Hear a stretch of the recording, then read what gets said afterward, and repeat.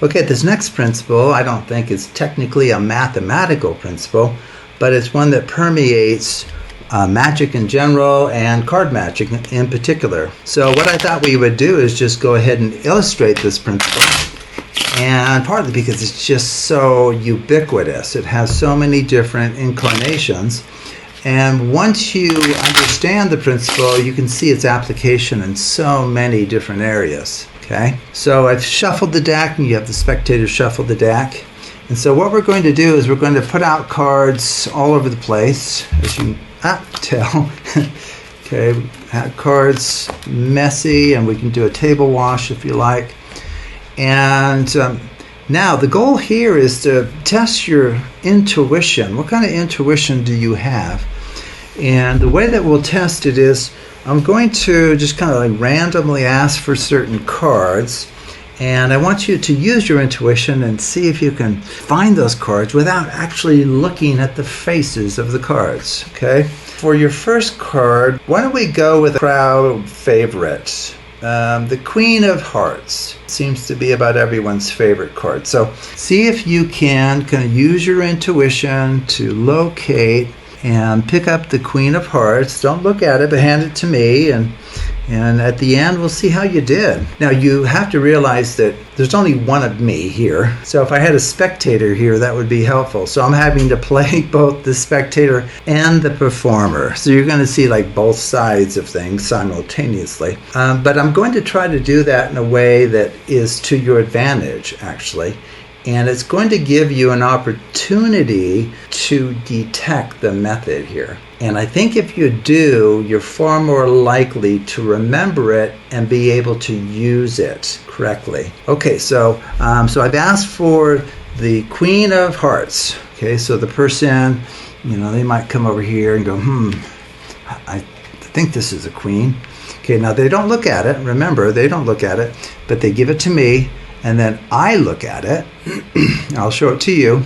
And at this point, you can use some misdirection and maybe give a little bit of a smirk or smile like, whoa, how did you do that? How did you choose the Queen of Hearts? You only had a 1 out of 52 chance of doing it, and somehow you did it. Man, oh man, you have some amazing intuition. So you kind of look at it and go, okay, very good, very good. Okay, let's have you choose another card at random. How about the 8 of Spades? Okay. Now, you know that I'm holding the 8 of Spades, and unless I have 2 decks here, it is an impossibility for them to actually choose the 8 of Spades. So I know that, but just think through, okay, what is this one-ahead principle? What am I doing here? Seems kind of funny little business here. So I asked for the Queen of Hearts. They picked a card. It's not the Queen of Hearts. It's the 8 of Spades. And then as the performer, I turn around and say, well, very good, very good. Why don't you find the 8 of Spades next? Well, they supposedly try to use their intuition to get the 8 of Spades. They pick up and give me this card, okay? And I look at it and go, ooh, wow, wow. Suggesting, boy, you're doing well. You're doing great, okay? Now, can you guess what card I'm going to ask for next?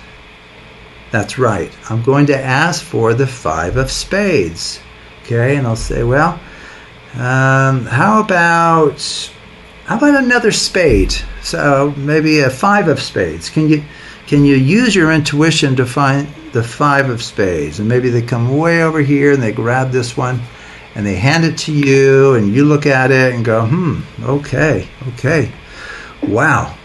Well, I've given you the opportunity to use your intuition 3 times now. Maybe I should have at least 1 turn here. You've taken 3 turns. So let's see. I'm going to try to find, using my intuition, the 6 of Diamonds. 6 of Diamonds. So let me see. 6 of Diamond. No. Let's see. I'm going to pick up this one. I think this is the 6 of Diamonds. That's what I think. That's the 6 of Diamonds. Okay. Wow. I think you're going to be surprised at how well the two of us working together did. I think you're going to be quite surprised. So remind me, what card did I ask for first? Do you remember? And the spectator with any luck will say, oh, Queen of Hearts. Yeah, that's right. I asked for the Queen of Hearts. What's the next one? 8 of Spades. Yes, we asked for that one. And then didn't we ask for another spade? Yeah, 5. Yeah, so 5 of Spades. And what was the last one? Was it 6 of Diamonds, the one that I picked up? Right, I picked up the 6 of Diamonds. Okay. Wow, I don't know how we did this working together, but we got every single one of those silly cards selected correctly. Okay, so do you believe me? And most people say, no, there's no way. There's no way that these are correct. Okay, now you have a few I'm speaking to you as the performer. You have a few possibilities. As you know, the cards are not in the right order. Well, in some ways they look like they're in the right order because of how I moved. See, this technically was found last, right? But I kind of set it on top, okay? So you can think through different ways of ensuring that the spectator doesn't catch on to the fact that the cards in your hand are not in the order that the cards were asked for, okay? So technically right now, if they hadn't caught me, see, really I should have put the 8 of the Queen of Hearts at the bottom if I was being systematic in what I was doing. I put it at the top for a reason, because now they're in the order that I requested them, okay? So at this point, after telling them, man, two of us did really well as a team, I can come over here and go, okay, what did you ask for first? Queen of Hearts. What was the next one? 8 of Spades. Next one, 5 of Spades, and then 6 of Diamonds. Perfect use of our intuition. Okay? Now, if you're concerned about them detecting the order in some way, a backup technique is as you're showing them the cards, just drop 1 or 2. As you're picking up those 4 cards, just drop 1 or 2 of them. So right at this point, no one knows where anything was. Even dropping 1 of them by accident, and then you pick them up with the others. All order's gone.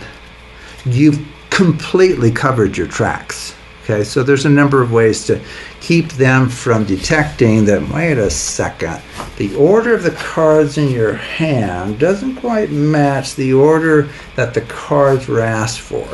So anyway, that's the one-ahead principle. Even though I can't really say technically it's a mathematical principle, but it's a very clever principle.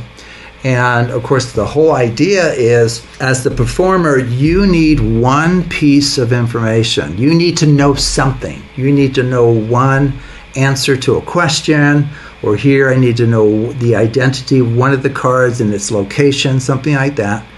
And then as you're asking for answers from the spectator, supposedly hoping to get a certain response, you're always asking for information that will make the previous selection, quote, correct. And then at the very end, there'll be kind of this chain of information that you've asked for.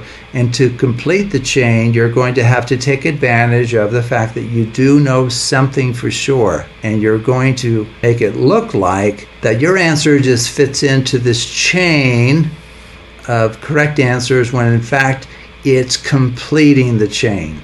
It's patching up the hole there is in this series of actions or questions that are being asked. So the one-ahead principle is a powerful, powerful principle and a fun one to be aware of, because now you'll recognize it in practice when you see it. So thanks for watching.